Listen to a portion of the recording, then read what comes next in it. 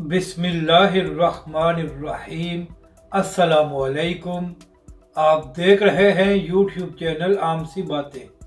जावेद चौधरी ने इमरान खान की हुकूमत का जुल्म बुरी तरह एक्सपोज कर दिया। इस वीडियो में हम इसी के मुतालिक बात करेंगे। नाज़रीन करम, हम न्यूज़ के प्रोग्राम में इस पर बात हो रही थी कि जिस तरह पुलिस ने इमरान खान के कारकुनों पर शेलिंग की है और जिस तरह इमरान खान को रैली निकालने से रोका गया है, ये नहायत ही गलत है और जमहूरी असूल के खिलाफ है।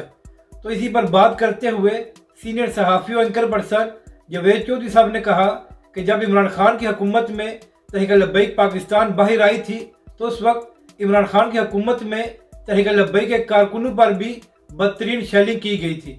जावेद चौधरी ने कहा कि यहाँ तक कि तहरीक लब्बैक के कारकुन जान से चले गए थे।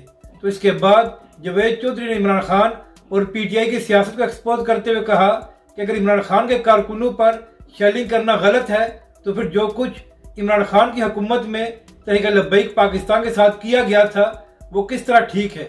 या तो ऐसा होना चाहिए कि कानून बन जाए कि किसी पर पाबंदी नहीं होगी और सबको हक है कि वो बाहर आए और प्रोटेस्ट करे, या फिर ऐसा नहीं हो सकता कि इमरान खान अपनी हुकूमत में तहरीक लब्बैक के कारकुनों पर शेलिंग कराते रहे कि वो क्यों बाहर आए हैं, और जब इमरान खान के कारकुनों पर उसी कानून के तहत शेलिंग की जाए तो इमरान खान साहब कहें कि ये जुल्म है। तो जावेद चौधरी साहब ने कहा कि सबको यकसा मौका मिलना चाहिए। ऐसा नहीं होना चाहिए कि जब कोई और जमात बाहर आए तो इमरान खान की हुकूमत उस पर जुल्म करे और जब अपनी बारी आए तो इनका रोना धोना शुरू हो जाए।